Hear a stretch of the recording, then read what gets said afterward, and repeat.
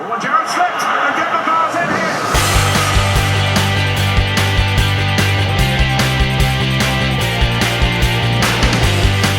Rodriguez again. It's a stunning volley.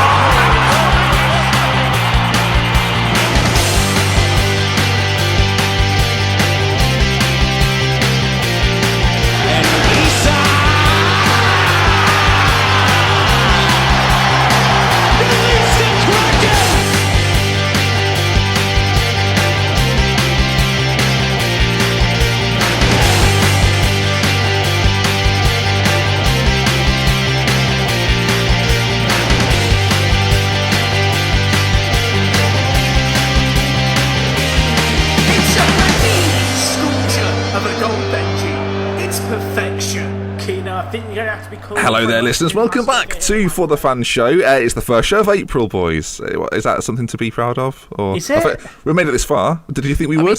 Was our last show uploaded on the 1st of April? It was, yeah, it was. Yeah, but in terms of recording. Oh, okay, I'll give you that. By your then. England predictions, Jack, some people did think it was an April Fool's. Well, maybe it was. We'll never know. We'll never know. We can release the tape from after that at some point, which we'll never talk about. We didn't have some sort of gimmicky tweet to let people know it was April Fool's Day. No, but I am. You've heard a little bit from them already. I'm joined by Jack and Callum. How are you, boys? Callum, we'll start with you. How are you, my friend? Fine, yeah, good. Even after this weekend? Couldn't get worse, I'm trying to erase that. It's all a blur. This whole year's a blur. Yeah, I'm here. Hello. Are you right? Yeah, not bad. Looking forward to today's show, actually. There's some good talking points, I think. Yeah, indeed. And the running order is the most developed it's ever been. I mean, we should always publish arrows in it. That's a limited edition running order. Yeah, limited edition running order. Release the running order. Now, as ever, it's Ben's feature of the week, and I've been very busy with this week's feature. And it's actually quite a simple concept, one of the more simple concepts we've had. It's a game of true or false. Okay, hold the phone. Last week was a higher or lower. Yeah. This week's a true or false. The laziness, Ben, is creeping into this, I feel. I'm going to give you the benefit of the doubt. Lazy? Benefit of the doubt. As you want to start doing the feature next You're season. almost as lazy as Gabby Agbonlahor, son. We'll talk about Agbonlahor later. I'm going to lay into him later on. Yes, so it's true or false. Now, who would like to go first? It's a footballing statement. There's obviously you can't pass. You would like the other person to go first. Jack's going to go first. I need to reclaim some pride. Okay. Right. They're all football based. Okay. It's not particular to like the Premier League or anything. Oh god. And you've got to tell me true or false. And Jack, you've got to restore some pride because your recent feature performances have been piss poor. I lost in the decider. In the playoffs. In the playoffs. Making it sound better than it did was. a Villa. That'll be known as a Villa after next year. Okay, here we go, Jack. We're going to start off with Ronaldo, the Brazilian Ronaldo, has never won a Champions League medal. I think his time might have passed now as well. Despite playing for 5 different teams that have won the league. Is that true or false? Cristiano Ronaldo. No. Cristiano Ronaldo is Portuguese. I thought that was a very easy question. The Brazilian Fenomeno. The Brazilian Ronaldo. Did he ever win the question essentially, Jack, is did Ronaldo ever win the Champions League? Yes. False. Yes, he did. No, he didn't. He never won it. Despite his time he was all over the place, wasn't he? Inter and Real and Barcelona, he was all over, and he never won the Champions League. So, Jack, a strong start from Jack there, everyone. Thank you. Here all week. No points to Jack. Let me just write a 0 there. Keane, over to you then. Yeah. Astronaut Neil Armstrong originally wanted to take a football to the moon, but NASA deemed it to be un-American. I mean, whether it's true or not, funny.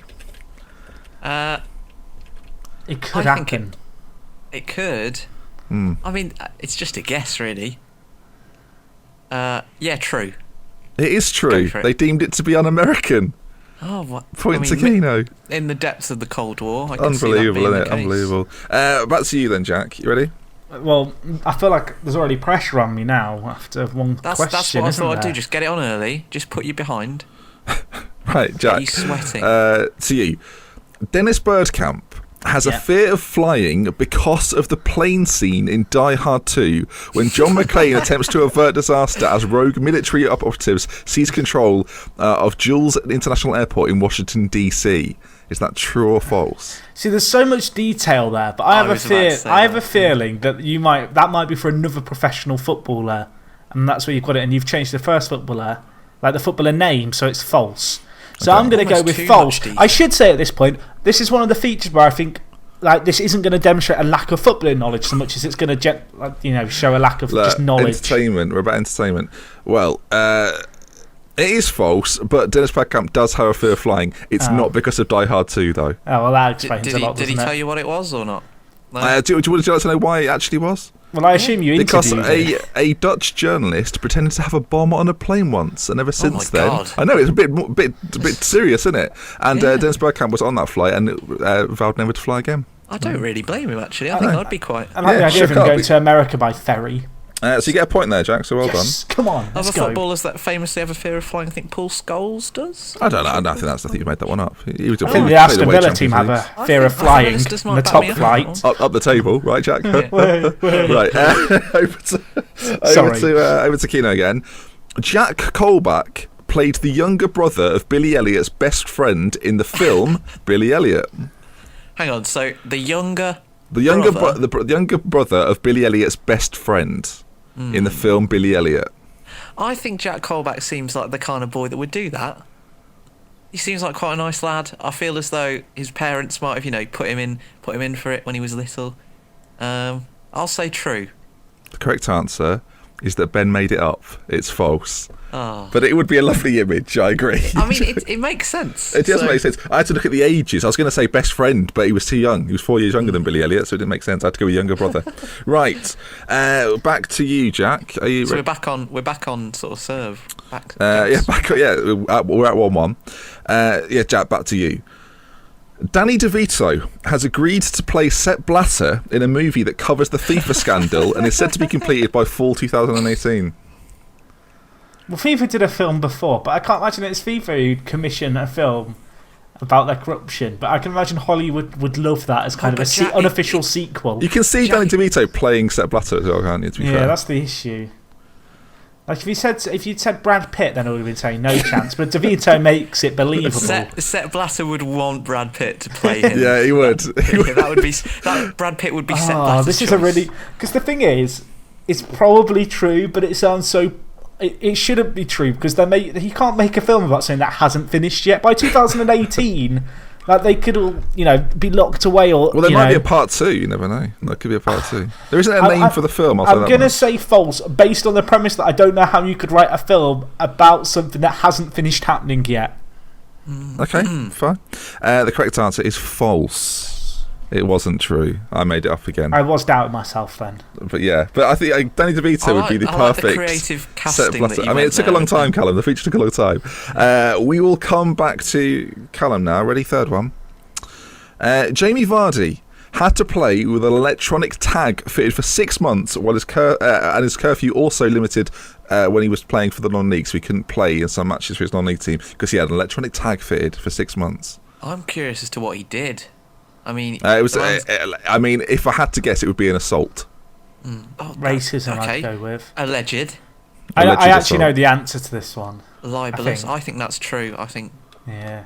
It is true, Jack. If you know the answer, mate, it's probably true, isn't it? Yeah, well, no, that's true. But he went off at half time in one game. There was one game where they played him in the first half, and he had to go off at half time because he had to be home for 8. 2007, and it was for assault. Really? It actually was. I didn't know that. Yeah, terrible. I thought the question was actually, is Jamie Vardy having a party? True or false? Right, so true or false? Here we are now, Jack. Again, is it? Me. How many have you got? 2-2. I'm all over the shop here. Yeah, okay, fair enough. Back to Callum then, if I'm not mistaken. No, I just sorry, back to Jack. Sorry, apologies. The feature's gone to pot. Jack, Sporting Lisbon have got their name after its first captain refused to score after an incorrectly awarded penalty kick. The thing is, actually, Sporting Lisbon isn't actually called Sporting Lisbon anymore. They've actually been renamed to Sporting Club de Portugal because they want to represent the whole nation, not just the city of Lisbon. I said Sporting Lisbon got their name. I didn't actually specify. Well, I'm just saying that their name's not the same anymore. But I assume Sporting is the thing you're going off. Yes. It's a great story. But then there's other clubs called Sporting, so was it the same player went around for all of them? I don't actually think the name's been changed. I think we call Sporting Lisbon in the same way that other teams call like Arsenal London and things like that. Yeah, I think that's a similar thing. I don't think Americans call Arsenal London, so I don't know where. Sporting Lisbon got their name after its first captain refused to score from an incorrectly awarded penalty kick. I'm going to say true, but I doubt it. It's true. Well Yeah. done. Yeah, it's true. Right, so back over to Callum Keane. Jack, hang on. sorry. Jack does raise a good question. How do all the other teams get the that? same guy, though. He Portugal never. are the most sporting nations ever, apart from that time Ronaldo grassed up Wayne Rooney for kicking a man in the bollocks. That's true. Apart from that, so he undid all that good work. Did Ronaldo? Okay, Kino, it's over to you. Iago Aspas took more corners than shots during his spell at Liverpool. I think that. Sorry, it's a very funny either way. It's a great image. I'm tempted to say no. I don't think he did. I don't think he was that poor. I don't think he played that many. I'm surprised he took a corner or a shot. I'm going to say no. I think it's too good to be true, that stat. It's not too good to be true, Kino, because Oh it my is God. true. Iago Aspas took more corners than shots when he played for Liverpool, which is an amazing stat. In a way, that makes it better. It's an amazing stat, isn't it? Right, next. How many questions are there left? Just There's one more each. And then okay. obviously So if I get this right, I've won. yes, that's yes, true. you That's have. true. All right, no pressure, Jack. Goal, the film Goal, Okay, was a- I'll know about this one. This is one of my Jack's an top expert. 10 films was in the world. originally meant to revolve around Sunderland, but they were rejected after research decided that they were too boring. I mean, that. Sorry. That can't be. Could that be true? The thing is, my We gut are says that friends of can't be Weir true, side, but then yeah. my brain thinks actually Sunderland are like a slightly more boring Newcastle. That's why they need that show, Angels of the North. Yeah. I'd like to have seen Niall Quinn in Goal in the Goal films. Are we not doing Angels of the North? Has that dream died from? No, that'll come back next January? year when they're in the Championship with Villa. Yeah. I'm going to say true, just because it sounds like the kind of thing that a director would actually say about Sunderland. And I think Newcastle, at the time, were a slightly higher flying team who, they'd finished second at, 5 or 6 years before. So Okay. The correct answer is false. Ben made it up. Unlucky. Right, Kino. Sorry. I'm sorry, So I don't actually think you're Chance to level boring, it. Sunderland. Yeah. I'm A A sorry. chance to take it to the tiebreaker. Ready? Oh, we've got a tiebreaker. I didn't realise. Okay. Yeah. Okay, Callum, to you. Robbie Savage once spent 2 days stuck in a swimming pool while on holiday in Spain after getting caught on the net used to clean the swimming pool. I can't get out. This was I during can't get out of the swimming this was pool. during his time at Birmingham while he was at Birmingham. Can I but just it say, was- sounds like something in The Sims. You used to be able to remove the Yeah. step ladder and they'd be stuck Yeah. there. I can imagine stuck. Robbie Savage being stuck. Not You're a because liar. there's You're not a because liar. there's a net, just because there's no stairs or ladder to get out. He just wouldn't have the mental can't get capacity. out. Anyway, yeah, Robbie Savage once spent 2 days stuck in a swimming pool on holiday in Spain after getting caught on the net used to clean the pool. And this was during his time when he was at Birmingham City. What I don't understand is, if this is true, could not someone else not go and untangle him from the net? I'm Two just days- reading it. This is why, as much as I would love this to be true, I'm going to say false. I don't think even Robbie Savage isn't that stupid. How wrinkly would you be after 2 days in a pool? Yeah. Oh. It's false. The real answer is it's 3 days. Actually, no, I'm joking. It's false. It's false. It's false. So which levels the scores? No, there we should go. have got that question. I had an extra tie-break question. Is it a true or false? Because that is Which going to be was- problematic. Well, no, it was a true or false, but I've changed it. You see, Jack, and we can do a closest to. So, in 2004-2005 season in the West Midlands area, What a time to be alive. parents were calling of the Mr. and Mrs. Villas category, as in Villa fan parents who had sort Right. of Villa as their surname, Okay. I'm a bit confused. called their children Aston, right? If they had Villas as the sorry? surname. Rephrase. Say Okay, there were blank children christened Aston to parents of different Mr. and Mrs. Villas in 2004-05 in the West Midlands areas, and you have to none of guess the how rest of many England and pe- Wales. We've And I got- want you to tell me how many children were Named christened Aston Villa. Aston. We're called Aston Villa during the 2004-2005 season. Okay, in I'm the gonna West be- Midlands I'm area. I'm going to be fair here. Last week, I guessed first when it was how many caps did Barkley have. If you missed that, Okay, so feature. you'd like Keno to go first? I would indeed. Well, Keno is from a very similar area to that. that doesn't mean I have a sort of inherent knowledge. Yeah, of but you might know naming some of. I mean, traditions. some You of those might children know are an 11 now, Aston. Keno. So you should know some of them, maybe. Right. You knew them 5 years ago. I mean, Jack Grealish probably knew some of them. So, So how many? I don't. Jack Grealish's real name is Aston Villa. Yeah. How many children? It's do we got to think? be. It's got to be. It's got to be under 20. I think. I don't think it's more than 20. I'm doing Jack's thinking for him here, but I'm sure he came up with it as well. I'm going to say 8. Okay, Oh, 8 that's like- children called Aston Villa. Jack, I was going to say 7, but then like I feel like there might be more. I feel like there's more chance there being more than 8. It was a great season, actually. What That's was why the they were called it, season? you know, that's right. Can you wouldn't what get anyone was the calling that season? now. What was the significance of that year for people who might not know? Nothing really, actually. I just Just a better time than now. It was better Jack. back then, Better time definitely. than now. Yeah. I'm going to go bold. I'm going to say 7 because I actually think there might be exactly 7 called Aston Villa. Okay. The correct answer. There's going to be like 20, isn't there? Or like 50 or something absolutely ridiculous. And I'm going to be really annoyed. The correct answer. This is incredible. Sorry, Jack. It's 8, isn't it? 39 children. 39! Aston Villa. 39. I'm just more surprised that there's more like villas. I There's like more that there's villa 39 families. Aston Villas walking around Birmingham right now. I don't know what to make of it. I They don't know don't what to go by make of that it. name anymore. Well, they're 39 children. They're 39 children being bullied right now. And we need to put a stop Changed to their it. name. I've got to be honest. We need to put a I stop hope you to don't it. mind. I'm going on Facebook and searching the name Aston Villa to see how many people turn up because there can't be a one. There must be a lot of Aston Villas. Well, to be fair, Jack, like if there are called that, you won't find any other children because they're under I 12. might have a mutual friend with one of them. You Called never know. Aston Villa, that'd be I might amazing. I might Right, find- shall we dig into today's show, boys?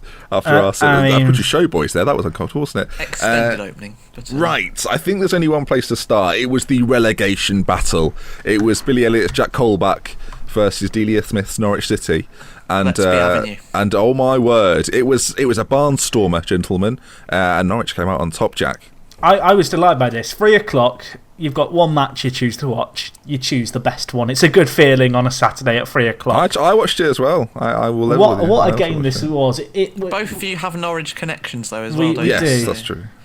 But the thing was, with this game, it is like. So we talked about Norwich's running for the next few games. They have to win the next 3 games or, go unbeaten in them, certainly against, well, Newcastle now, Sunderland, and Palace. And, I mean, my favourite thing about this game is actually watching Newcastle fans melt down on Twitter. Yeah, it was a slow sort of. They were very sad, and then Mitrovic scored 2, and they were quite happy, and then it was just hatred. No, he scored 1, and the hopes were there. We've got back in but then he this. got another 1-1. one. Yeah, of course. Then he got another one. And then, well, Mbakani scores a thunder bastard. Like, he just hammers it. Goalkeeper was. could have done better, I think. I'm saying Definitely. It And went was through a hit lot very- of bodies, it was hit very, though. very hard as well. It was very. There was an angle behind the goal that made it look like it was hit very hard. But I think if you're shooting at the goalkeeper, like at him, I know he's younger, I know he's the third choice, but still a goalkeeper. Like Jordan Pickford would have saved it. So I mean, he would have done. Friend of the show now. disappointing, but I guess we shouldn't take too much away from the strike because it was a lovely strike. It was well hit.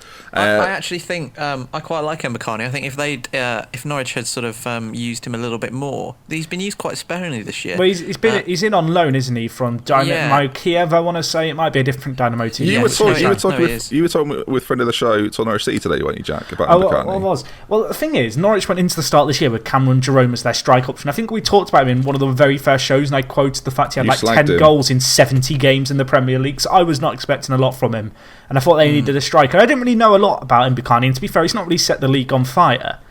But I think for a No. loan signing, like he's got a goal here that could potentially keep them up. Really, that immediate bounce back. I think And Norwich fans like him because he's a worker, though, as well. I think, aside from his goals, I think he works hard for that team. And of course, he was just less than 2 weeks ago at the airport when the terrorist attack happened as well. So He was, yeah. Of course. Because he was formerly of Standard Liège before he went, or Anderlecht, it was one of the two, before he went to Dynamo Kiev. I think that was the connection. yeah, and he was getting No, I think you're right. He was getting a connecting flight to, was it the Democratic Republic of Congo that he plays for? He was, yeah. Either way, the issue I think Norwich have with him actually is if they do stay up, I don't think they'll want to keep him on. I think they've got a clause in his contract, like his loan deal, where they can sign him for 5.5 million.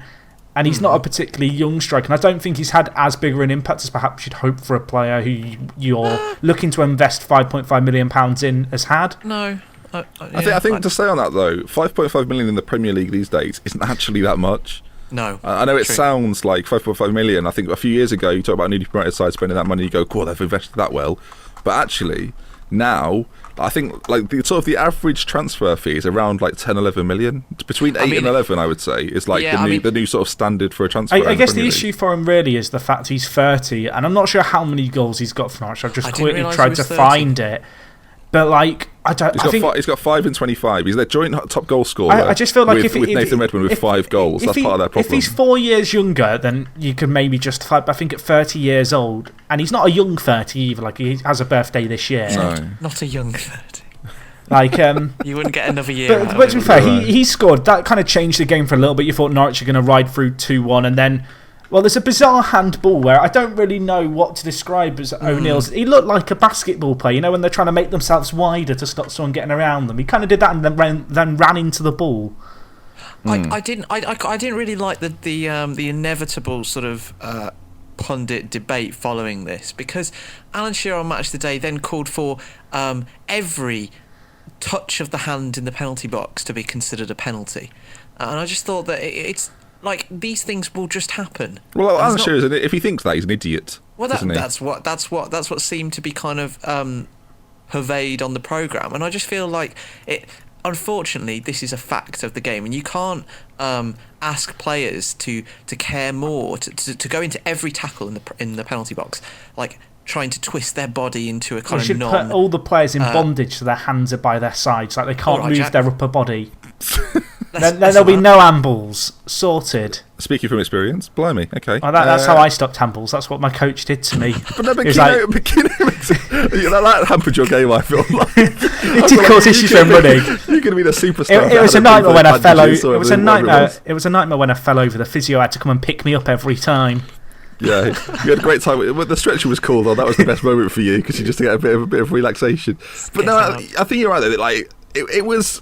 Are we talking about the third goal? Is that what we're referencing here? Well, we can talk about that one as well. The penalty that was given, I think, fair enough. Handball, good finish by. Is it Mitrovic? It was Mitrovic? Yeah, great finish. His nickname's Mitro. It seems a bit easy, that, isn't it, Mitro? I think Mitrovic actually will be a very good striker if they go down to the Championship. I think he'll be really. Good for another Premier League team. I think he's one of those players that actually has shown that he's capable. Yeah. And might well get. Like, I think he's one of the. There aren't. I mean, I'm going to go into Newcastle in a minute. We'll finish talking about the game, but then we'll slag off Newcastle. Because I think we've been quite kind almost this season, sort of just treating Steve McClaren as sort of a comedian in charge of them. But Mitrovic, to me, is one of the only players in that side that actually gives a shit.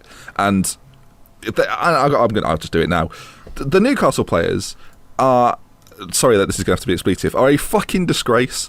They are on... You can bleep that, champ. There is absolutely, in the words of Didier Drogba, there is absolutely no reason for any of those players to be playing that badly. They are more than capable of being a top 10 side, and that is the problem. That there are too many players on that team have moved to Newcastle in hope of another move, and it's sort of seen as this gateway to what's next. You look at players like Cabaye that have done it. Cabaye went to Newcastle, and he's the perfect example of someone that went on to PSG, and all of those players are wanting that. And you could argue, I agree with that. You could argue that one of the reasons for that is the way that the owners have sort of portrayed the club to prospective signings. The signings seem to be of all of a very similar mentality, and that mentality is piss poor. They just don't give a shit. And you can say, oh, you know what, maybe they're not as good, but actually no, you look at these players and how they've played previously, when they were one of only a few players with a weaker mentality within their sides, they actually perform quite well when they've got enough people working around them. When you've got 6 or 7 of them on the pitch, they're a shambles. Do you want to know what the worst thing is? Do you want to know what the worst thing is for me? One issue is the fact that this is the same Newcastle side we saw last year under John Carver. Right now, it's the exact same issues. My big issue is Newcastle's net spend this year is £77 million. 77! You've signed Wijnaldum for 15 million, Mitrovic for 14 million, Forvin, is it Forvin? For 13.75 million. Yeah, I know. They're waiting for Marseille. Shelvey. 12 million. Townsend, 12 million. And Mbemba, £9 million. These players probably have release clauses in their contract. They have spent, we talked a bit at the start of the year about how we thought Villa had spent their money quite wisely, you know, replacing Benteke. Newcastle haven't fucking replaced anyone in this side, and they're in the same position they were in last year. Yeah. McLaren should have gone sooner. It's not like, they should have gone sooner. It's not like Newcastle. The thing with Villa is, right, that Villa made the change at the sort of, was it midway through last season, Keno, when you brought Sherwood in? January. Yes, okay, so yeah, mid-time through. And then you backed him in the summer, and you went, there you go, here's a window, sort it out. Newcastle have gone, well, we've had a few problems, we'll bring McLaren in, we'll back him, and then we'll give him, I mean, we're terrible, but we'll give him January. January's finished, what should we do now? Let's panic and get Benitez in. And the way they're running the club is, I mean, for Newcastle fans listening, none of this is like a shock. Not only have you given him January, you've given him £24 million in January. £24 million, that is enough money to keep a lot of teams up. Like, I'd be interested to know teams who have spent less than that in the entirety, like net spend. I would think that a manager like Alex Neil or Sam Allardyce with 24 million in January would have been, they would have probably been clear by now, considering the resources that Neil's had to work with. Well, you look at how the shining example of all this for me is Watford. Watford went up, spent money, got it done early. They didn't bring in loads of players in January because they didn't need to. They looked at one or two and said, if we can add to this, we will do. Their net spend was 55 million. But do you know what the difference is? Troy Deeney was on Match of the Day too, right? And the way he talks about how very good, dressing room acts, very good. Almost surprisingly good. And you maybe shouldn't say that, but he was surprisingly good. Nose, but that was surprising. But he did have he had a little dig at Villa, which I thought was interesting. But of course he will. It's the mentality in a Watford team, and you look at the players at Watford, and this is no disrespect to Watford who've had a great season. They're not as good as the players that you see in this Newcastle team. That like you go through the Newcastle team, right? Yes, they've had a few injuries, but Janmat, Tiote, Colaccini, Wijnaldum, Sissoko, Anita, Cisse's been there, Gouffran's there. They've got players there that aren't actually terrible. Like, they're not dreadful. They'll go on to do bigger and better things, which is the sad shame of it, really. Most of them established internationals. I mean, you mentioned people like Janmat has played at a World Cup, played most of the last World Cup for Holland, right back. I think the most telling thing actually in all of this is the fact that you look at the bottom 7 teams. Newcastle have the biggest net spend, and their spend in January is the second highest of any team throughout the entire of the season. Like, that £24 million of those bottom 7 teams: Watford, Swansea, Palace, Norwich, Sunderland, Newcastle, Villa. Do you know what's quite funny about that? You mentioned net spend. The reason their net spend is so high is because no one would have bought their players there previously. Well, this is the other thing. Right. Swansea, I think they spent £1 million in total because they've been quite smart with their signings. Sunderland have spent £44 million. Again, I don't think that can go unnoticed. Sunderland and Newcastle were very fortunate to stay up last year, like unbelievably fortunate. Yeah, I think that's a good point. I feel both of those clubs have really been doing that for years. They've been getting away with huge amounts of money, and I think the point that you made at the beginning of your rant, Ben, about the fact that Newcastle seem to have gotten off the hook a little bit from the fact that, as you say, when you take into account their net spend, they have massively underachieved this year. I think they have gotten off the hook because they've been automatically sort of written off as like, oh, they've got a good squad, they'll be fine, and no one's really paid attention other than sort of laughing at Steve McLaren, who's a cartoon character. No, apart from sort of chuckling at him. I say that'd be a terrible cartoon. Oh yeah, one of the worst cartoons of all time. Any carry on, sorry. Yeah, but everyone's been paying attention to that and not so much looking at the attitude of the players and sort of highlighting just how. When you take into account the amount they've spent, just how much they've underachieved this season. And like you say, that the North East clubs have arguably been, we talk about Villa's mismanagement, but they have probably been cumulatively worse. The thing is, at least with Villa, like, it's been run like a business. Like, you've not wasted a load of money. Sunderland and Newcastle, particularly Newcastle, they're never going to get £70 million for the players they bought at the start of the year and in January. Like, it's never going to happen. Yeah, I mean, I agree to that to a certain extent. I would kind of worry less for our finances if we were to go down than I would for someone like I think it's worth, like, we talk about Newcastle, their fans aren't happy with it. I don't think you can blame them, but I think Norwich, well, Newcastle fans seem to think they're down at this point. I don't know if I necessarily agree just yet. I think they're 6 points off Norwich, who have played a game extra. Like, it's not completely possible, but for Norwich, what a big result. I just want to say one more thing on Newcastle. There's one standout thing, you kind of touched on it before, there's one standout thing that proves how badly, just how badly Newcastle United have been run. And again, to the fans of Newcastle United, it's not your fault. I mean, like, you're right. And it's not a surprise, and it's no secret that people... I just want to get this off my chest because it's annoying me. But the Florian, how do you say his surname? I don't want to get it wrong. Tovan. Bought into Newcastle United for, where is it here, £12 million, played... ironically enough, 12 games, and has been shipped out on loan to Marseille. Well, he's already back to Marseille, where he was very good in League One, actually. But that is the epitome of just how badly that club is being run. You cannot sign a player at the start of the season, give McLaren that money to spend, and then realise after 12 games, this isn't like a season and a half he's had, 12 games, and then you're just going... yeah, we'll just send him back because we've made an error. That is unbelievably bad from the board, from arguably the people that bought him in to begin with. If you're thinking that he can be let go immediately, and that amount of money, it's a big amount of money, 12-15 million pounds. But like, spend it elsewhere. Buy some defenders. You bought Mbemba for about 8 million. What was the point in that? 21-year-old. Yeah. Is he Belgian? Mbemba. Democratic Republic He was of sorry. He Congo. was bought from Anderlecht, there, wasn't he? Of course he was. Sorry, he was bought from Anderlecht, but you're right, he is. They've spent money in arguably the wrong areas. They've bought a lot of creative players. And Andros Townsend, 12 million. You've got Sim de Jong, 7.5 million. Wijnaldum, 14.5 million. Like, these are big numbers. These aren't little numbers that you can sort of throw away. If Newcastle go down, they are, much like Villa, sorry to say, Kino, are in a serious danger of not being able to get back up. And the only thing that might save them is that these Premier League players that were bought as Premier League players won't be wanted by another club. But I'll tell you what, there'll be clubs looking at Wijnaldum going, if we can get him for 5 or 6 million, we'll take him. And that's a £10 million loss on someone like Wijnaldum. Yeah. It's horrendous. I think the actual interesting thing is going to be contracts, like if players have relegation release clauses. Like, that could be a serious problem for Newcastle, because I feel like to attract some of the players they've brought in, they've probably had to make some promises about, and some assurances about lack of relegation coming forward this year. I'm sure Mike Ashley's good at making promises. It's April the 5th, right? They bought Dumbia in on the 1st of February. How many times he played for him? Once. One, maybe. What's the point? Was it on off the bench what is the point? as well? Or? You can guarantee they're paying a portion of his wages. Why? Yeah. Like what? Like who is this? What purposes? It's not serving the player. It's not even serving the club that he's come from, and it certainly isn't serving Newcastle United. And I feel like throughout this season, we've let Newcastle United get away with being shit and not really had a go at them. But there we go. I feel like we're always in this position. Like the last few years, Newcastle have been in this position as well. Yeah. But anyway, this isn't a shock. You're right. This isn't a shock. But we should talk about Norwich because it is a massive result in the context of their season. I was going to say on Norwich, you mentioned the points gap. They're now 6 points clear of 18th, which is Newcastle, obviously. 19th is Newcastle. 18th is Sunderland. They're 6 points clear, and although Newcastle do have a game in hand, that's a one-win gap, and when you're at the bottom of the table, that's quite a big margin. And they had a period directly after January where they were shipping goals left, right, and centre. They were conceding an awful lot of goals, and while yes, they did win this 3-2, in the previous few games they had begun to sort of tighten it up at the back. With back-to-back games as well, which is the second time it's happened this year. And the thing is, they go into Palace and Sunderland next. I feel like if they lost that game against West Brom 2 weeks ago, or when it was before the international break, like, you'd be really doubting them.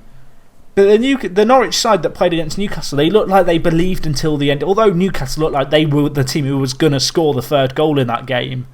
Oh, Norwich got it. There's a 5-minute period, wasn't there, before the end of the game, and you thought there's only one team scoring here. Newcastle had their tails up for the first time this season, arguably. Absolutely. But of course, the last time they met, Newcastle beat them 6-2. That game was a funny game. There was 6 shots on target and they all went in. Yeah, but it was the highlight, probably the highlight of Newcastle United fan season, that particular game. And the turnaround is quite dramatic. But there were so many differences in the style of play. That first half, Norwich looked like a team that were set up to win the game and were going to work hard to get it. And by Jove, did they? By Jove, blimey. But they did. They really did. Alex Neil had them well drilled. I mean, we talked about Mbakani. I thought Mbakani was great, actually. Led the line brilliantly.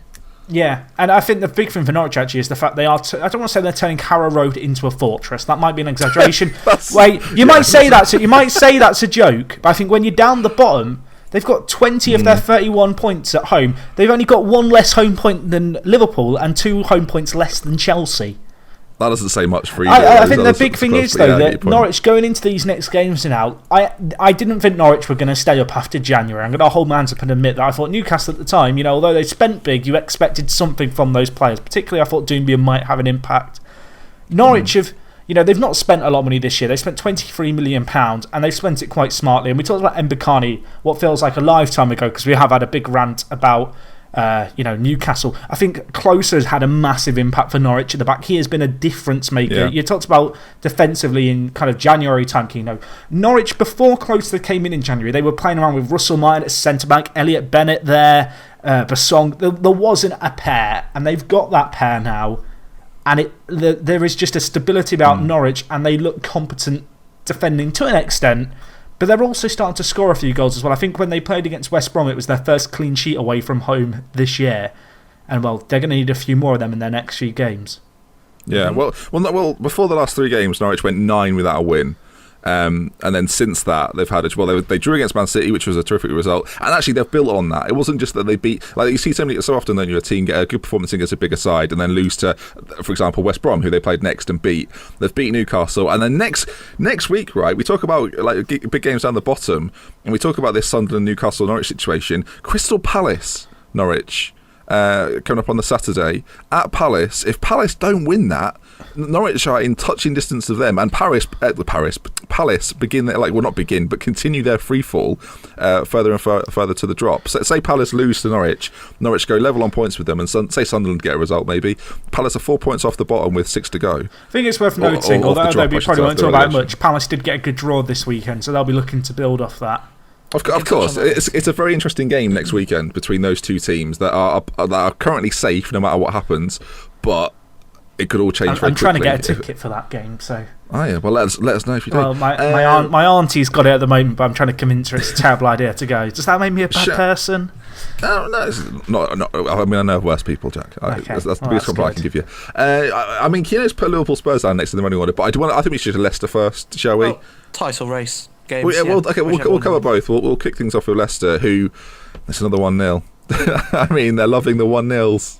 I feel like in a row. I was about to say it's 4 in a row, but actually, I think I brought this up like pre-January. I thought they would get the fact that they were getting away with a lot of these 1-goal margins. I'm going to try and find their fixtures and find it out, but they get a lot of 1 goals. They got they just seem to know how to win.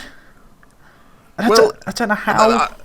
I was listening to another football podcast. I will credit them because I think they're very good. The Football Ramble, for those that don't listen, and they were highlighting Danny Drinkwater's performance, and he is one of those players this season that is. I mean, when you talk about underrated players within the league, he is certainly one of them. I think a lot's been made of Kante, Mahrez, and Vardy, but Danny Drinkwater has, and he did it again this weekend, has been putting in good performance after good performance after good performance, and is a staple to why they are 7 points clear with 6 games to go.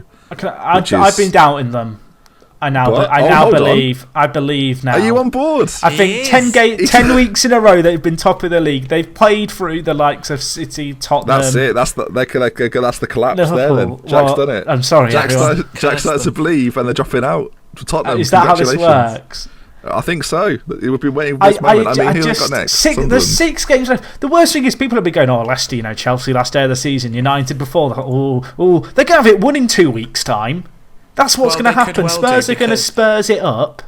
If you look at the Spurs fixture list, they've got Man United next week. You'd maybe expect them to get a draw again. I think they have to win every game now. As much as you might expect them to get a draw, they're playing every game like it's a cup final at this point. Pochettino's reaction at the end of the Liverpool game very much told you that he saw that as 2 points dropped as opposed to a point gain, because he knows it isn't good enough. Assuming that Spurs win every game, Leicester have to win 4 out of their final 7 to. They only have 6 games left. 6. They have to win 4.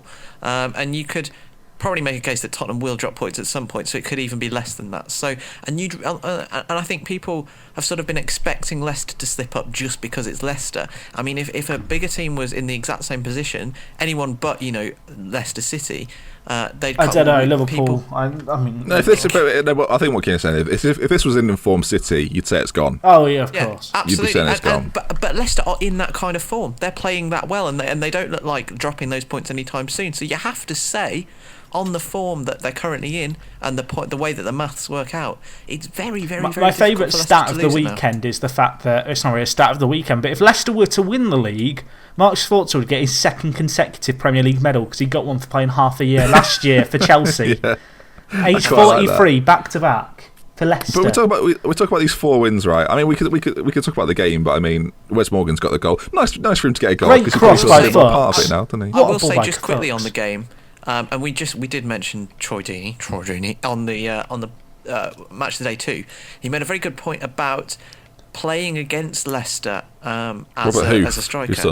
And he was also talking about how they set up defensively, or have done, when he's played them in the second half of the season as opposed to the first, when obviously they were coming from behind a lot and scoring a lot of goals, outscoring teams. Since Christmas onwards, they've shored it up a lot. And Deeney mentioned the way that the fullbacks and the centre half sort of have changed the way that they work together. He said, as he's more of the auxiliary striker, it's his job a lot of the time for Watford to try and create space for someone like a Carlo and drag those players out of the way. And he mentioned when you make those wide runs against Leicester, whereas Simpson and Fuchs might have earlier on in the year gone with Deeney and maybe tried to look at it as a way to go forward, they are so solid now and unwilling to kind of leave the centre halves protected. He mentioned how they were kind of inviting him out wide because they know that Huth and Morgan are going to deal with everything in the air. And I thought it was quite interesting in the way that he sort of identified that they've visibly adapted since they've kind of been in with this chance to win. Ranieri's very cleverly sort of tweak the way that they've set up. He deserves an immense amount of credit for that as well, Absolutely. Ranieri. The thing is with Ranieri as well, he came in, it's like, it's the Tinkerman, he's going to be changing his squad every week. Actually, he's not changed his team a lot since January, really. But he's been, I guess, if there's one thing you'll say, and it's not the fault of Leicester, been very fortunate with injuries. I haven't had a big one. Vardy's been in the team throughout the season. Kante, I mean, we could talk about how quickly Kante recovered from a hamstring injury if you want, but I think we're best off leaving it. Mahrez, of course, has been there. They've had, and we talked about this back four. The back four's been relatively similar throughout. I suppose especially second half of the Simpson season. for England. We talked about that last week. We did, but it wasn't in the show. That was no, it wasn't. But I do think that. I do think that Leicester have got to win 4 games. I think you look at the Sunderland result. Sunderland is a team that needs to win. Leicester away from home will play on the counter-attack just like they like to. They then play West Ham, who I think they play a lot of teams that I think are looking to win. And that plays into Leicester's hands because although they've got this defensive setup that makes them very difficult to break down, on the reverse of that, if within the second half they feel like they can express themselves and of course want to go on to win a league title, they could do that against teams like Sunderland and West Ham and even United and Chelsea. You look at the United game, United will be scrapping away there. They'll be trying to put as much pressure on as possible. And we know how good Leicester are on the counter-attack, especially on a big pitch like Old Trafford. Did you see enemy of the show, Harry Redknapp's article in The Guardian, the column? I don't give a shit about it. Well, no. Tell me about it. I am, because it's relevant to what we talked about last week. Because he was calling for Wes Morgan to be called up for England. I am on par intellectually with Harry Redknapp. Am I wrong then? Is Wes Morgan not? No, he has played for Jamaica. That's what makes it funny. Oh, okay. The fact he read a column in The Guardian, I can't believe he's not got a shout in, if I'm honest. I think Hoof, got to be in the Germany squad. And that is classic Redknapp. Yeah, but that was published in The Guardian as well. The Guardian have got. Yeah, you'll be able to find that. You will be able to find that. Very, very funny. I think. I like the way you guys are probably going to check now. You're that. No, I am doing. Yes. I think it's the sub-editors. I actually heard something. I think it was Didier Deschamps went and scouted. I want to say it was Napoli's Koulibaly. But he declared for Senegal and played 5 times internationally for them, and he was still scouting. Actually, I heard that also. Shall I read the Redknapp piece? Feel free to. Read it in a Redknapp voice if you can.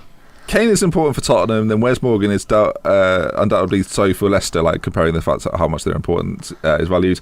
He was immense. He has been all season, and I think he's very unlucky not to have an England cap by now. I remember, and then Redknapp went into his classic fodder of, I know about every single player to have ever played in England. I remember watching him when he first came through at Nottingham Forest, thinking he was good enough to play in the Premier League. He's had to bide his time to get there, but he's showing everyone that he belongs. Like Redknapp's basically saying he was always a Premier League player in my eyes. It's almost certainly too late for him to make it into England's Euro 2016 squad, but I do think that he would not let anyone down if given the chance. 25 caps for Jamaica. Thanks, Harry. 21. Thanks for getting involved. 25. Liverpool. Yes. Yeah. Do we have to talk about Liverpool? Because I didn't actually I've got to be honest. Talk about Tottenham if you like. I've got to be honest. This year, as a Liverpool fan, I've not been looking at the table where Liverpool are. I've been looking at the top and the bottom, and that's been the entertainment for me. I checked the league just now. I didn't realise we were in 12th. Now, granted, we do have 2 games in hand. We're not in 12th, mate, but it's okay. We are. We're not. We literally are in 12th right now. Go and check the league. We're literally in 12th. You think I'm joking? I didn't realise we were this low down either. We've got 2 games in hand. Well, okay, the league table's right. I'm checking this now. No, but Jack, the league table. Either way, 9th. I'm checking. Yeah, I'll give you it. We're in 9th. I'll give you it. We're in 9th. This shows how little I check the league table. We're a Premier League podcast. Jack doesn't know where he's Okay, I've got to be honest. Since Chelsea have started improving, I've not been checking there. That's a void in the league. West Ham below. That doesn't exist. Just leave it there. Which site did I read where it was 12th today? It can't be 12. We're 7 points. Can you imagine how bad that would be? I still think ninth isn't much better. Just discuss hypothetical league positions. Ninth isn't much better. If Should we talk about Southampton the were in the game, bottom then? three, where would Newcastle be right now? We've got to I've seen it somewhere. Southampton at 18th. What? Oh, Sunderland. Sorry. I mean, what do we do? Where do we go from there? That's the Right. thing, Well, okay. Should My we- issue here is actually Okay, Jack- I want to go on a rant if that's okay. Okay. Oh, we've had a lot Liverpool, of rants already. is it going to be Jack. Liverpool shouldn't be in the bottom half? No, It's no, just- no, it's not. Although I did read again, I'm bringing up something else I read today. It was about Niemi, the Finnish goalkeeper, when he was playing for Hearts, and it was a radio phone-in when there's this Scottish fan, and he's like, "Why isn't Niemi in the?" I can't do a Scottish accent. He's like, "Why isn't Niemi in the Scottish side?" And the radio guy's like, "Well, he's finished. He's finished." And the guy's like, "He's not finished. He's Hey. 28." It's like, no, he's Finnish. And it was very funny. So I feel like I've just done a Scotland fan wanting Niemi in the Finland, in the Scotland. Jack, you rant. Right, You I want to said- rant here. We've not ranted about Liverpool, I think, since Oh, I since feel Klopp like we do it came in. often, though. No, I feel like I did it under Brendan quite a lot. Dear I Brendan, feel like why the not? dear Do it Brendan. often. I want to do a dear Klopp if that's okay. Oh, blimey. Okay. Yeah, Not that I think it's Klopp should be early. sacked, but I think he should be doing better than we are right now. Now, granted, we win our 2 games in hand, which sounds slightly unlikely, and suddenly we're challenging for top 4 again, potentially. I mean, hypothetically. The issue. So you've just A lot, undone lot, your lot of future. maybes here, Jack, I'll be honest. Yeah. with Just undone your the future issue I've argument. got here is that Liverpool this year are going to finish mid-table, and that's not good enough. And actually, I think we're in a lower position now than we were under Brendan Rodgers. And I know we've been to a cup final which we lost on penalties, but I think if you were to look at Liverpool fans and say you're going to finish, 8th or 9th under Klopp when we're under Brendan, like, if it isn't Klopp in charge, if it's a smaller name, if Steve McLaren's taken over, hypothetically, there is a big. At that point, I think we should stop the hypotheticals. There's a big fanfare about like Liverpool needing to sort themselves out. Do you not agree? Well, I just feel like Well, I don't agree because I think I mean from an outsider perspective, I think most people have sort of agreed to sort of let Klopp have this rest of the year to sort of just figure his way I out. guess and the then issue during is- the He's summer. basically figuring out who's a bit But of shit. the That's issue what I he's think doing. the issue I've got with that is that whilst you figure when you're figuring stuff out, you still need to be doing okay in the league. And actually, the reason Liverpool have been getting points in quite a lot of games this year has been down to moments of brilliance from Coutinho. He's literally been the difference maker between like mid-table and bottom half. I feel like as much as you can say that, you can say part of the errors have been down to like individual mistakes. So yeah, but that's essentially that's kind of football, though, isn't it? Well, no, I don't. I feel like individual mistakes are fine, but you as the manager have the ability to iron out those mistakes and get those individuals out the side. Like you could look at the Skirtle performance against Southampton, the fact Liverpool lost 3-2 that game, and Skirtle did nothing in the second half, having come on, besides give away a penalty. That, as much as that is an individual mistake, that's also a management mistake to bring him on in that situation. What do you think he's done? What hasn't he done that he should have done? Well, he could have brought on an alternative centre back. I feel like he's putting Skirtle there because Skirtle hasn't got enough first team football rather than playing the best team because he thinks the game's won. He thinks 2-0 up away from home. It's half time. We've been in control of this game. We have Kolo or Lucas on the bench. Actually, might as well be kicking up a fuss. He hasn't played that much football. We have an option to bring him in here. This game's won. Bring him in. What could go wrong? And that's just an example. Okay. I think as much as you can look at individual errors, I think there has been times this year where I think Klopp's been a little bit naive. And as much as I do feel like this season can be written off to an extent, I don't feel like individual matches should be written off. I still feel like you should go into each game expecting to get something from it. And I think an issue for Liverpool this year has actually been that even we had the same problems under Brendan. I still don't know what the best Liverpool system is. I don't feel like at any point this season I've looked at Liverpool and gone, that is the best team we can play for more than like a glimpse of a game or one full game. I know we got the 3-0 win against Man City and we beat United at home 2-0. But at the same time, there's been the lesser important games, the ones which the microscope doesn't go over, where we've not been great. We've been pretty poor. I think the argument for Klopp, though, is that he wouldn't have got Liverpool. He may not have got Liverpool beyond. Sorry, Brendan Rodgers might not have got Liverpool to a cup final. He may not have got them beyond Manchester United, and that's the difference. I think that while you're right, there are games against Southampton that he should have won, and the West Ham result sticks out to me. The draw against Sunderland, I think sticks scraping out. past Augsburg 1-0 again. I know. I'm That's not fine. discrediting Augsburg. I think winning over 2 legs in Europe, it doesn't really matter how you do it. If you do it, that's job done. 2-2 draw against Sunderland at home. That was another bad one. No, I mentioned that one. I think there are a few there that we're rightly disappointed by. But you mentioned we've been through against United very well against them. A draw against Tottenham is no mean feat. They've been very good this year. We should maybe touch on them again a little bit more. Well, yeah, talking about the game, it was one of the... And I guess you could credit Klopp in as part of this. It was one of the highest intensities of football I have seen this season, particularly in the first half, because both teams, and obviously you can say what you like about Klopp's form at the moment so far as Liverpool manager, but he's changed the fitness of the team for sure, and so has Pochettino at Spurs. And I think that the speed at which the first half was played was pretty breathtaking. It was a very, very exciting game for only a 1-1 draw. I thought that you could say that the transformation of Tottenham under Pochettino, actually, I did note this down, was most visible under someone like Christian Eriksen, who obviously we all know has a lot of talent.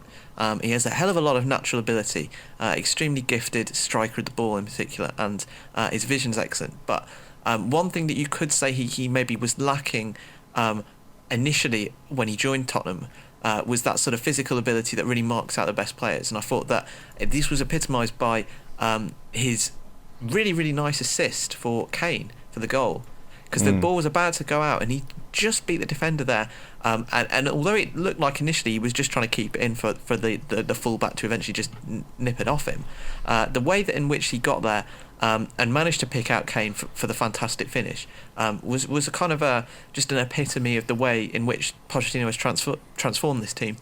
I thought he was really impressive throughout. Obviously Kane was excellent too.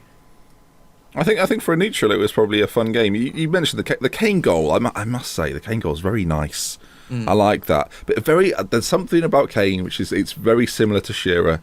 The ability to kind of score out of nothing, do things that look like. I think the big thing with me for Kane, and I think we can say this now, he's had 2 good seasons, is that he scores goals and you watch it and you go, "Oh, that was quite easy, wasn't it?" And then you look at it again, you think, bloody hell, that's a good finish. I think that's something Shearer used to have. I think there's a prevalence in modern football for there to be an over-reliance on pacing strikers. I think you look at strikers 10 years ago and compare them to now, like, you have to be... I don't want to say you have to be fast to play up front, but it's certainly an expectation to be a fast and powerful kind of player. Yeah. And I think Kane... I'm not saying Kane isn't fast and he isn't powerful, but he doesn't look it, does he? He looks a bit gangly. He looks like a Shearer. He doesn't look like an athlete. He certainly doesn't rely on the pace in the way that someone like, I don't know, a Walcott might do, for instance. He's just a very talented player who's very smart, and he uses those smarts. And as you said, he can score something out of nothing. And I think in this Spurs side, there's a lot of pace either side of him. They've been looking for that striker for a number of years. You know, they kind of had Berbatov, they've had Soldado. They've gone through a lot of players who aren't your super mobile strikers, and I think they've found that kind of perfect match almost in Harry Kane. Found it without spending, a huge amount of money either. Obviously, one of their own, as they like to tell us. Yeah. Yeah. And then Arsenal fans just link the Arsenal fan T-shirt picture that he's got, where he's in an Arsenal shirt. But I think we're talking about the title race. I think we all think Leicester will do it, don't we? Absolutely. Yeah. I think the maths is just too. What happens when Leicester win the league? Because I feel like every time it's like, you go in a parallel universe, X team is going to win the league. Do you know what I think is going to happen? We're in that universe. Twitter is going to talk shit about the fact Leicester have won it and Liverpool haven't. That's what's going to happen. It's going to be all over Twitter. I did enjoy, actually. I found a tweet from Paddy Power this week, and it was Paddy Power set with like a jokey face saying, Leicester chairman, it was like 2 years ago, it's like Leicester chairman says in the next 3 years Leicester will be in the top 5. And like it was like a yeah right mate kind of like memey face that was attached to it. Yeah, it's quite funny in hindsight. They're there. I actually did speaking of predictions, which were like sort of jokey but ended up being true. I predicted in like a Q&A video I did on YouTube. I said, go on, let Leicester have a go. Maybe Leicester should win it. There they are. Look. I won't claim that though. I said I did predict that. Let Liverpool have a go. Just let them have a go. Right, I'm hoping that's working for next year. It's not worth it. It's too much heartache when it doesn't happen. Disgraceful 11 as written in the running order. It's got the R next to it to indicate relegated. Chelsea 4. Not good, Callum. How soon are Liverpool, Villa officially relegated? Like, when is that? Like, is it next week? I can tell you, it's if we fail to win next week, I mean, which is likely, and I think Norwich, if they pick up a point, if they don't lose. I love that you've worked this out. Well, no, just in case. Just maths, it's just Jack. been. I like to believe though that you've studied this. You've been trying to work out how Villa are going to get out. I think if you lose and Norwich win, it's game over. I mean, they can do it with a point actually as well. Well, that's depressing, isn't it? Can I know we're recording the show, and this will mean little to the people listening now, but Torres has scored away at Barca. It's 1-0 to Atletico. He's best player in the world, isn't he? I just thought I'd give you a bit of a Champions League update. You know? Well, I did put in the running order. We might have time for the Champions League, but I saw it and I couldn't not mention it live as we record now. But it's interesting. We should probably cover that in next right. week's So we've show talked a lot about disgraceful 11. I feel like Chelsea have had their limelight. I want to talk about the game a little bit because I think, as you've written here, it's the worst performance that Callum Keane has ever seen by 11 Villa players. Would you like me to elaborate? Could you do like a short rundown? Because I feel like it's going to sound like last week. Get a drink and then just let it just come back after 5 minutes of your. Do you want some background music? No, I will just say that and it's taken a performance like this. You could talk about the Chelsea. I can't concentrate. It sounds like you're dying, Ben. I hope you're okay. I mean, it's a metaphor for the season, Jack. So allow me. Yeah. Very artistic. I think that the Chelsea performance is pretty much irrelevant because the way in which most of the Villa players conducted themselves. I mean, Alexander Pato is the striker that Chelsea have been looking for. Well, yeah, but he was playing against 11 just ghosts, children. Jack. Was there 11 of them? I didn't think there was 11 when I looked. There wasn't after Alan Hutton went off, was there? What I absolutely love, by the way, Pato's penalty celebrates like he scored an absolute beast. My favourite thing was actually fans didn't like it. It was the fact he celebrated like an absolute beast. It's sort of like if you celebrate in a park, the camera kind of pans out and just shows empty blue seats all around where he's celebrating. There's no one there, but he's in the corner still celebrating. It was amazing. It was an amazing highlight of my weekend. I think that it was. Yeah, it was. But the thing is, he just looked so happy to be scoring goals, playing football. And I know it was against Villa, but it didn't matter to him. He was loving life. So I'm happy for Pato because I think he's had a very rough career so far. You've said it's been one of the worst performances. I think we have to talk about these two teams because they're both having managerial changes. Well, Chelsea have their manager for next year, Conte, who of course is going to be managing Italy in the summer. Weird what about Villa? Like Remy Gard, I feel like last week or the week before, Kino, you were talking about how Remy Gard, he could keep some of the French players at the side. Would he stay on board with the project? And I don't know if I mentioned him. I felt like he was going to go before the end of the year, and you were like, "Oh, I don't want him to go yet. I want to wait to the end of the year to then make a change if we're going to make it." Like, has he just asked to leave? Because that's what I've heard. Well, I mean, I can't speak for well, I didn't know if you live on your Villa fan forums. If Remy Gard's listening, Kino, and you want to give him a message, well, just, Remy, you can let us know exactly how it worked if you're listening. I've got to be honest, he has like a 12 win percentage. That's one of the worst in footballing history. Like, all I'll say is that Dear Remy, think he was the right man at the wrong time, unfortunately, as were so many of the appointments that we made over the last if you've been playing along with this ForTheFans seasonal cliche bingo, you can now tick off your right man wrong job or right man wrong time because we've hit that one. I've got to be honest, okay, I think Remy Gard has got off the hook here. He's got a 12 win percentage in charge. Now I know Villa are awful. Awful. I mean, Jack, but if you come in, you've got to do. I could manage them and probably get more points than he's got in the time he's been there. Shall we talk about where we should go next, Jack? Because I feel like you've dwelled a lot on Remy Gard, and really we should be looking at the Nigel Pearson new manager. I feel like it's all hypotheticals. This has been an episode of hypotheticals. Well, no, I think we should talk about Conte then, because Conte's been appointed as Chelsea manager. Hiddink won't be staying on. I think, while he's a good manager and he's done some wonderful things in his career, it's a strange appointment for Chelsea. And I wonder what he'll be doing to change things at the bridge and if he's the right man to get that working. Thoughts? Kind of agree. I feel like he's had a weird ascent to the top in terms of the fact he kind of managed Siena in Serie B. And while there is an ongoing investigation about match fixing whilst he was in charge.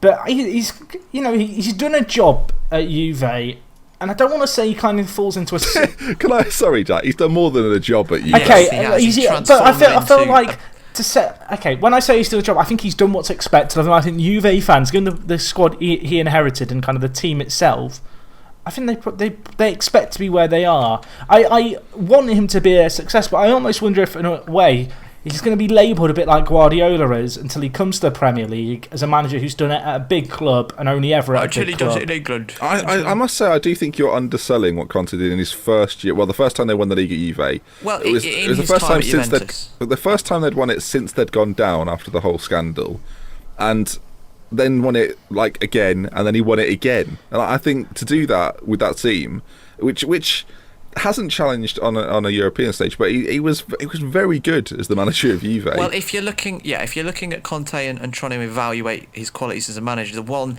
box that he's yet to tick on his CV is that he failed in Europe with Juventus a number of times. And as Allegri has gone on to show, that squad is perfectly capable of doing well in Europe. He's taken pretty much the same squad with one or two notable additions and managed to get much better results than Conte was doing. To be fair, he's not got to worry about Europe next year at Chelsea. Well, banter. Well, no, I'm not even saying that as banter. I mean, that's it. I think that actually plays massively into his first year at Chelsea. I would not be surprised if Chelsea bounce back and just win the league randomly. Wouldn't even be that random. Chelsea, but the thing is, though, Chelsea have been known to sack managers on their performance in the Champions League. So it'll be interesting to see whether he can sort of get that monkey off his back and put in a good performance to make them go deep in Europe. So that will be a question mark. Not next season where he'll kind of be getting his feet under the table, but going forward as Chelsea manager. For me, it's what he does with the current squad, though. Conte. I think we should talk about. Maybe we should talk about Conte towards next season, because that's when we can kind of judge who he's bought and what he plans to do. Absolutely. Yeah. But I think it's an interesting appointment. I think it's an appointment for me that's happened because they couldn't get someone like Simeone, sadly, that doesn't want to take that. I mean, he's enjoying life at Atletico Madrid. Why would he move? But I think that's part of it. I think Simeone's almost perfect for Chelsea if Chelsea hadn't had such a terrible season. I think the question, I think you're right in the sense that Simeone would have been a very good fit for Chelsea. But the question that you have to ask yourself if you're appointing a Chelsea manager is, do you want to follow the kind of Mourinho type blueprint of manager? And if you do, then obviously I would agree with you that Simeone would be the first choice for that kind of criteria. If you're trying to replace Mourinho like for like, and then obviously for whatever reason they weren't able to get Simeone, I would say that Conte is not dissimilar in his style of management to a Simeone or a Mourinho, in the sense that he is very, very hands-on in the way that he kind of deals with individuals and players. One of the things, if you listen to people who talk about his time at Juventus, people like James Horncastle, he talks about the way in which he really gets into his players' heads, his own players, and works on the way that they kind of think about the game. And obviously one of the key characteristics of Mourinho's stint at Chelsea is that kind of us versus them mentality, and he is able to do a similar thing to that, and he did that at Juventus, and obviously a very contentious time for the club in Italy, and he did that to very great effect. Now the way that his team's set up, it'll be interesting to see how he adapts tactically to the Premier League, because obviously we talk about the hallmarks of his management style. It was 3 at the back at Juventus for all the time that he was managing. Now Allegri's come in and made slight adaptations, particularly in Europe, to playing a 4-3-3, and he's obviously brought more success. So whether Conte sticks with that philosophy of 3 at the back and tries to bring it into a Chelsea team in the Premier League, it'll be very interesting to see. He's not. I agree, he probably wasn't the first choice. I don't think he's a bad choice. But definitely not a finished article, sort of full tick box candidate in the same way that a Simeone might be. I agree with you on that. Yeah, no, that's fair. Okay, then, Kino, talk about Conte. One word. Who would you like to be the new Aston Villa manager? I want a name. David Moyes. Can I explain quickly? No, you can explain next week when we talk about Villa again. That was a question we got from Heart FPS. Thank you for your question. Shall we quickly talk about Payet's free kick and then move on a little bit quicker? Because we've been going for quite a while, so I think we should move on a little bit sprightly. Is Payet the best free kick taker in the league by distance? Yes? Yeah. It's ridiculous. The free kick this weekend is ridiculous. Willian deserves an honourable mention, but yeah, I agree. Sigurdsson, honourable mention. Eriksson, honourable mention. Less frequent, but yeah. Anyone else take free kicks in this league that's just really good at them? No one as good as Payet, to be fair. We're talking about these players. Absolutely not. It's been spoken about. It's as good as a penalty. I mean, difficult to disagree. The free kick this weekend is outrageous. I loved it. I loved it as well. I watched it, and I watched it again and again and again, and it got better. Damien Delaney, who was in the wall for that for the free kick, said that someone in the Palace wall, as the free kick was taken, he thought it was going miles over the bar. Someone in the wall went "see ya" as the ball went over the wall, thinking it was miles over the bar. I like that. I like the arrogance of a wall. Yeah, I like the idea of saying "see ya" like the ball's just going to go away and never come back. Yeah, but it's a weird thing to say in a wall, I think, actually, if we talk about it like that. What a weird thing to say. Anyway, shall we just briefly brush on a couple of other results? Anyone want to make any points on those before we move on? Not really, no. Right, okay, that's fine. No, Thanks for that, Jack. West Ham slipping up against Palace, that might cost them in their quest for top 4. Yeah, no, you're right. Elsewhere, Sunderland got a good point. Stoke and Swansea, they're on the beach, and rightly so. Watford just don't care. Arsenal got a good 4-0 win. Watford don't care anymore because they're focusing on their cup, although Troy Deeney was trying to be like, no, we're professionals. And Bournemouth got battered by Man City. But, as we spoke about last week, Bournemouth and Watford, both safe, despite losing 4-0, don't look like in any sorts of trouble. Now, I have Hello? I have Hi? the Man City PSG preview on the running order. Do you want to deal with that afterwards? I think Well, Jack hates PSG. Well, so no, I just feel like we're an hour and 5 minutes in. I feel like we should leave Champions League maybe until next week, because then we could do a reflection and a preview. Okay, obviously we've got all the matches going on tonight. The first. Is that the name of your first leg. album? Yeah. Reflection and Preview. It was. Yeah, good. I look forward to it. What would be the first song title? What would it be called? Man City against PSG. Even the Roman army needed a battering ram. Or 12th place? Maybe 12th place. Hindsight. Mysteries of 12. All right, yeah, fair enough. Tricks a dozen. That could be a good one. Shall we take some questions from Twitter then, Keno? We'll hand it over to you. I think we shall. Yeah. First question. We had many questions, and a lot of them were good. Not all of them. Some of them were shit. Wow. So Some of them. explicit. Wow. Bam. This show became explicit after about I should 10 say, minutes. actually, before we get to the few questions, obviously I uploaded For The Fans to my internet channel, my YouTube channel this week, and it went down really well. So if you are listening and you've listened again and you've got this far in, thanks for coming over. We hit 2,000 subscribers on... What, sorry? How did they get this far in? I don't know. We hit 2,000 subscribers on the old. Woo! YouTube, Do we get balloons and stuff, or is that? I don't know. I feel like we should have maybe got a cake. 2,146 we've got now. We've rocketed past it. So if you are new to the podcast and you've not listened before, hi there. Note the fact I Fold. didn't badmouth Rooney this week. Yeah, No. good. Yeah, they didn't like that. People didn't like that. No. No, they didn't like that at all. Someone accused me of sitting on the fence. I don't think they knew what that expression meant. Literally jumped off the fence. Yeah. Jack is rolling around in the floor next to the fence. Yeah. Jack is kicking the shit out of the fence. He's very far off the fence. Questions then. We'll start with Mooney 3D, Keno. Twitter questions. Mooney 3D. You could go first, Ben, and we'll try and keep it brief. And we'll blast through these because we've got a few. Favourite moment of the season so far? Go. Do you know what? And this is a bit abstract, but when I realised Leicester were probably going to win the league, it was a moment that you sort of see them do it again and again. And I don't remember which game it was, but it's that realisation that Liverpool aren't going to win the league and Leicester are going to win the league, and trying to figure out if that's better or worse than someone like United winning it. How early did you have that Liverpool realisation, Ben? This year? It was the idea. Do you know, it's probably when we beat them and I thought, we've beat you, but it doesn't really matter, does it? Because you're still going to finish above us this season. So I'm not sure that's my favourite moment of the season, though. But that was the bit notable. For me, it was very notable. Yeah.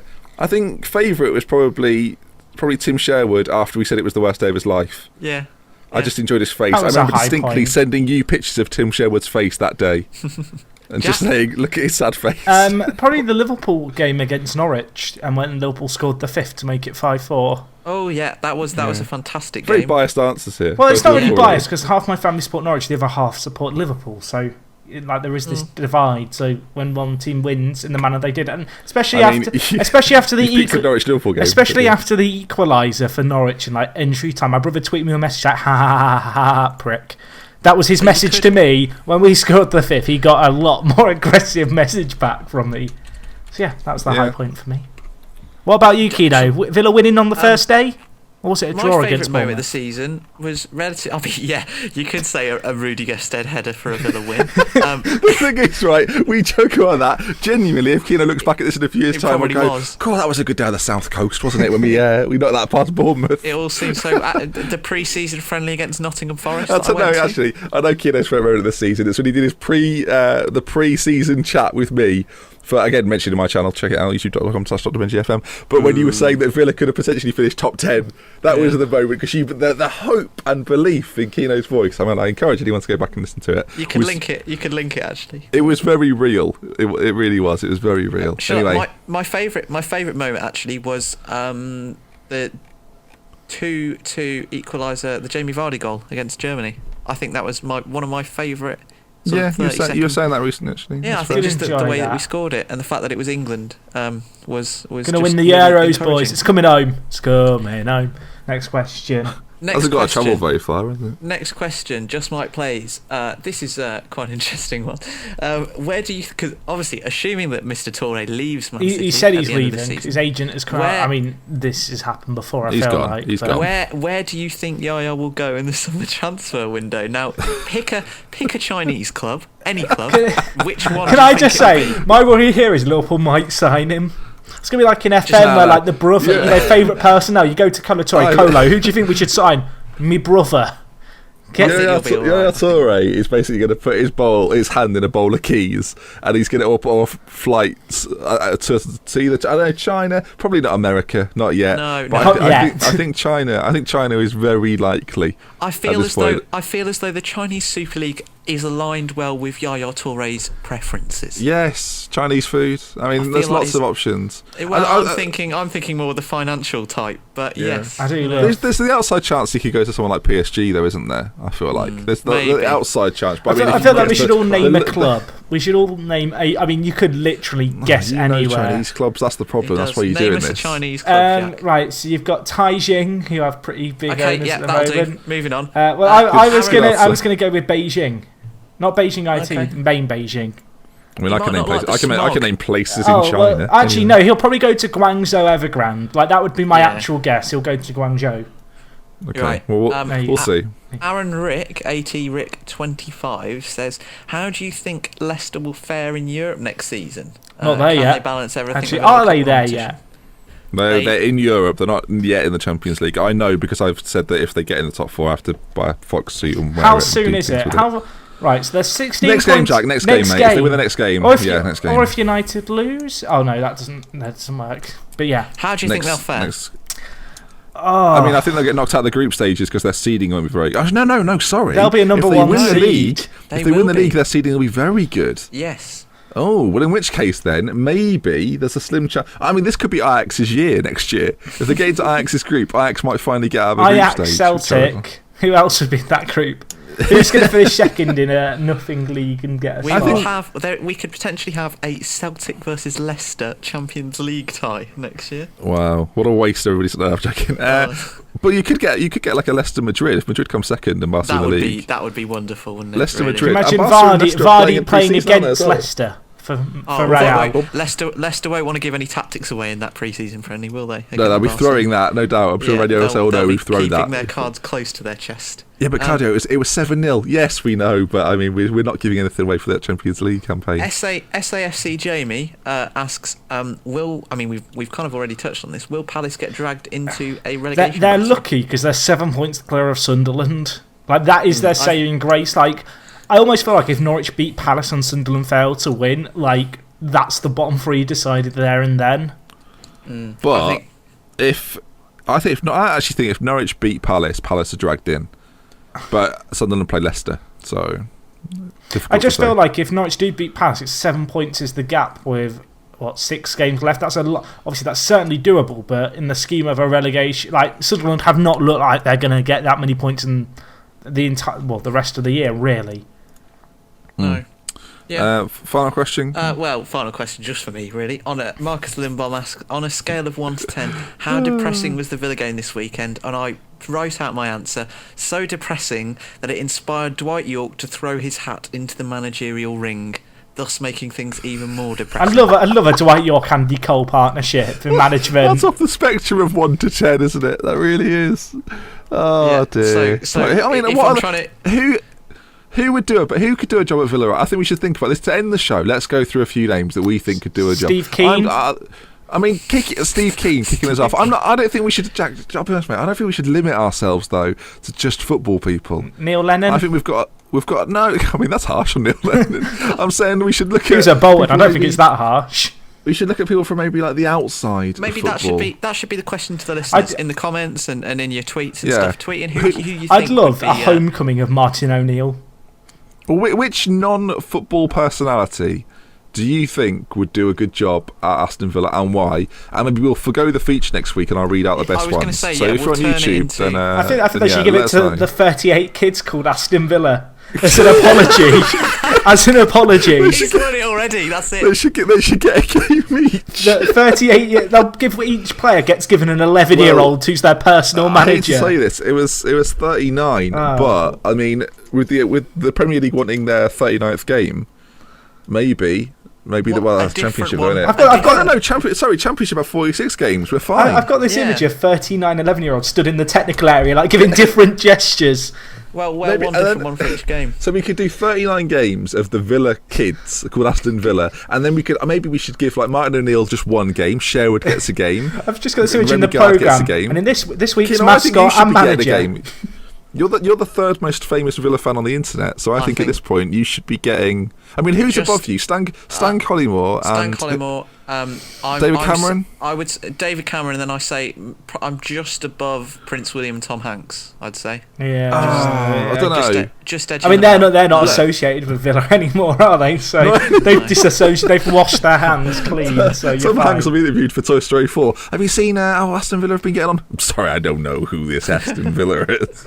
Is it one of those 11-year-olds? No, Yeah, no, yeah. he knows the kids, not the club. He did great in his SATs. Right. And on that talk of 11-year-olds, let's close. Yeah, let's end it there. With us from For The Fans, you can find us anywhere. You can find us on Twitter. You can find us on YouTube. You can find us on iTunes. Type For The Fans Show into iTunes. YouTube.com/ForTheFansShow and at For The Fans Show on Twitter. Callum's on Twitter. Jack's on Twitter. I'm on Twitter. Everyone's on Twitter, folks. If you're not on Twitter, get on Twitter. Someone asked, Happy 10 years, Twitter. Someone asked me Is it? on a few episodes ago, why do we put the YouTube link in the YouTube description on the videos? I don't know, person who asked that. I don't know. Good question. We've had a lot of we've had a lot of requests to upload this to like somewhere else so people can listen to it. I don't know why I'm discussing this during the show. We could work on SoundCloud. Get that done. It's not that difficult, is it? Just to upload to SoundCloud. No, it's not. No. No. We can do that because I know. We have the I realise that technology. some people, particularly on Android, might want a sort of mobile format, which is better than a YouTube video. Again, so, probably a conversation to be left Behind the scenes, unveiling the curtains. behind. I'm just going to see if we've had any more reviews on iTunes, guys. Probably So not. I don't know if you've. Well, no, but we said we'd read the best ones out. I don't want someone to have left a review. If you've not left only a for review us- yet, go do it. Go on iTunes. Only for us to not read it out. I'll just have a quick look here. I have the reviews. If I just do the most recent ones. Two reviews. Two reviews. When from? ooh, I mean, what of... I mean, can I read this on the podcast? I'm going to go check it first, but I'm going to say yes. Alright, Jack said yes. Thromboid just put, Ben and Callum are excellent to listen to. Nice of them to have someone from the Make-A-Wish Foundation. I mean, it's a What, Gabby isn't it? Agbonlaporte's hair?